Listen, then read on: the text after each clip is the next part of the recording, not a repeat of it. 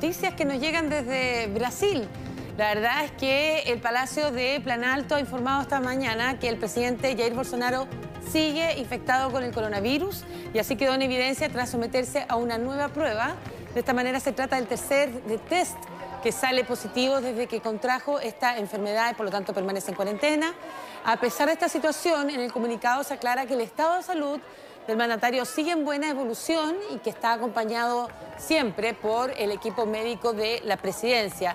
Desde que confirmaron que tiene coronavirus, Bolsonaro trabaja en la residencia oficial del Palacio de la Alborada. Sin embargo, causó mucha polémica el domingo pasado, que son imágenes las que estamos revisando, cuando salió al jardín a hablar con cientos de seguidores congregados por la iglesia evangélica que llegaron hasta ese lugar para rezar por su estado de salud.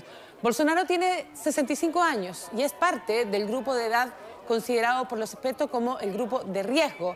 Para que ustedes se hagan una idea, Brasil ya registra más de 81.000 muertos de COVID-19 y más de 2 millones de contagiados.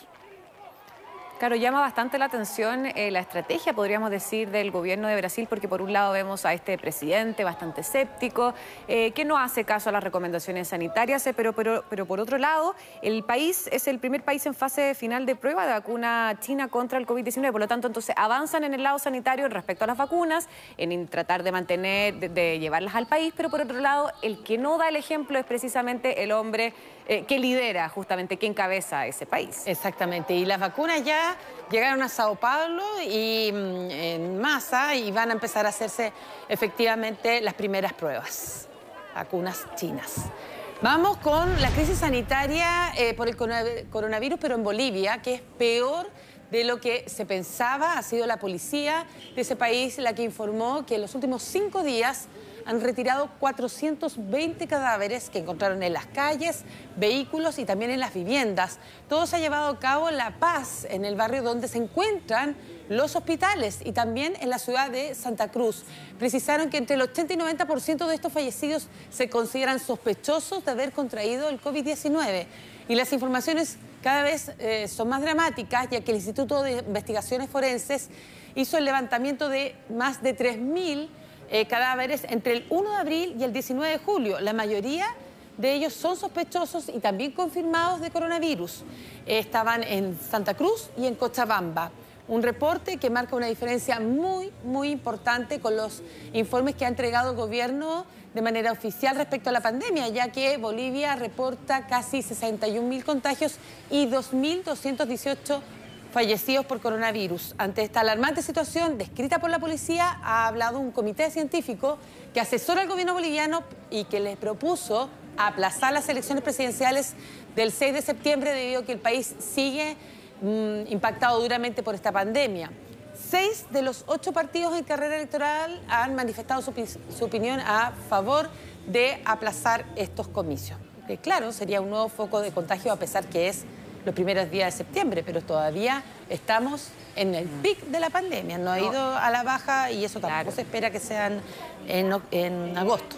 Y considerando que una nueva elección en Bolivia tendría todos los ojos del mundo y de observadores internacionales sobre ellos, considerando lo que pasó en octubre con las anteriores elecciones, donde varias organizaciones internacionales se acusaron de posible fraude en esos comicios. Bueno, lo que significó la renuncia del Evo Morales. Evo Morales. Él se encuentra aún en otro país, en Argentina, y está gobernando en forma interina Yanine Áñez.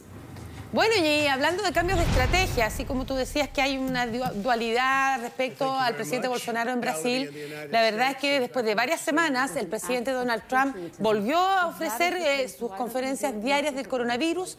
Ayer fue su primer día, dijo que la situación se va a poner peor antes de mejorar y sugirió a la gente usar mascarillas, dando cuenta de un claro giro en su política para poder enfrentar esta pandemia en momentos en que los Estados Unidos volvió a superar la barrera de los 1.000 muertos diarios. Escuchemos parte de sus declaraciones en las que además pidió a la población mantener la distancia social en la medida de lo posible.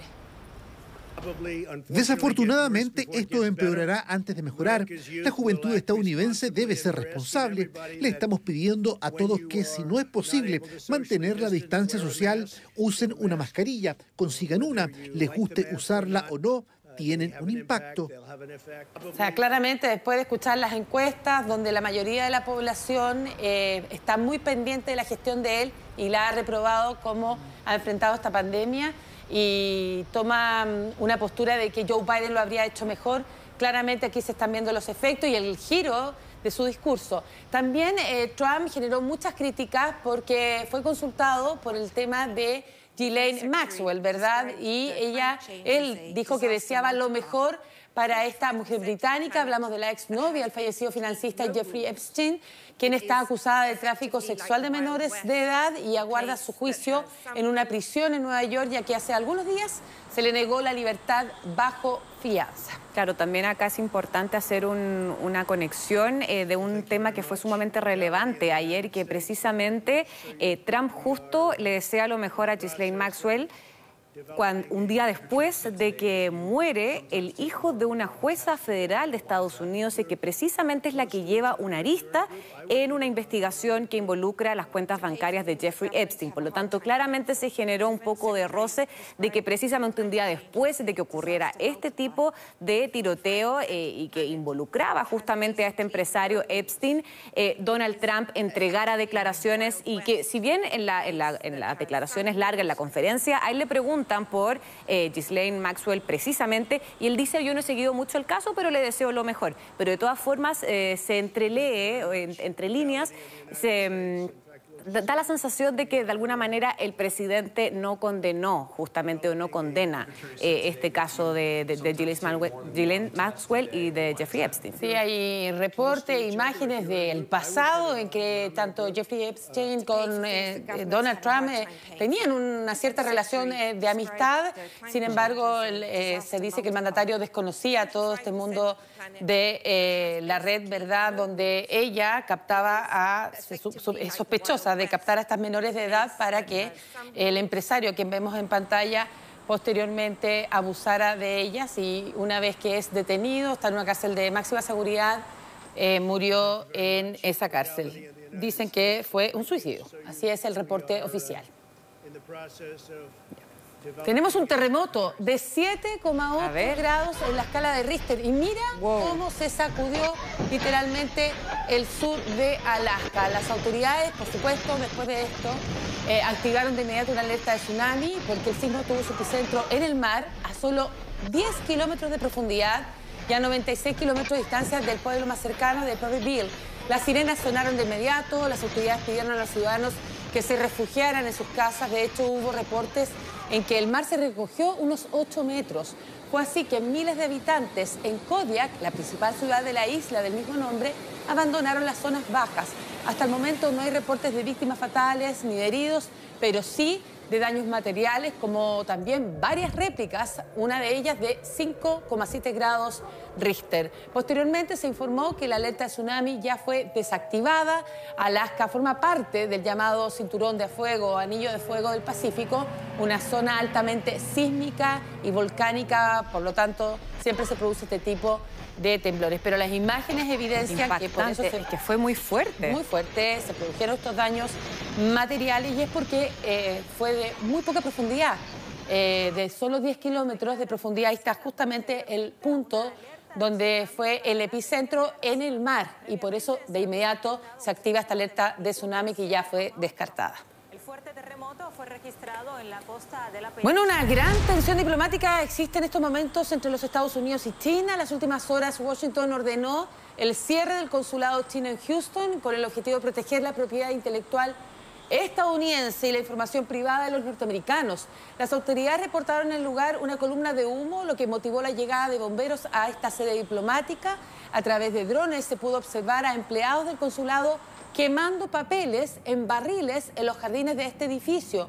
Un incidente que ocurrió después que China considerara la orden del cierre del consulado como una provocación sin precedentes. Según el Departamento de Estado norteamericano, la Convención de Viena dice que los diplomáticos de Estado deben respetar las leyes y reglas del país anfitrión y tienen el deber de no interferir en los asuntos internos de ese Estado. China insiste a Estados Unidos que se retracte de esta decisión o, de lo contrario, van a tomar represalias legítimas y necesarias. ¿En qué va a terminar esto? Bueno, vamos a estar siguiendo esta noticia, por supuesto.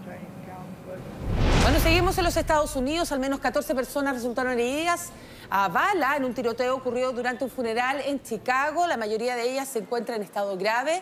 El incidente se produjo cuando varios individuos desde un vehículo de color negro abrieron fuego contra los asistentes a este sepelio en el sur de la ciudad. Algunos de los quienes estaban ahí respondieron también con disparos contra este vehículo que terminó finalmente por accidentarse y rápidamente todos sus ocupantes huyen.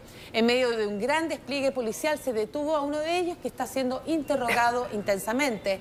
El portavoz de la policía detalló que en la escena del tiroteo se recuperaron unas 60 balas, para que usted se haga una idea de esta ráfaga de disparos. Hasta el momento se sabe que el fallecido tenía vínculos con pandillas, por lo tanto se sospecha que fue un intercambio de disparos entre bandas rivales. Según los medios locales, el funeral era de un hombre que había sido asesinado la semana pasada de un tiro en la cabeza y otro en el torso.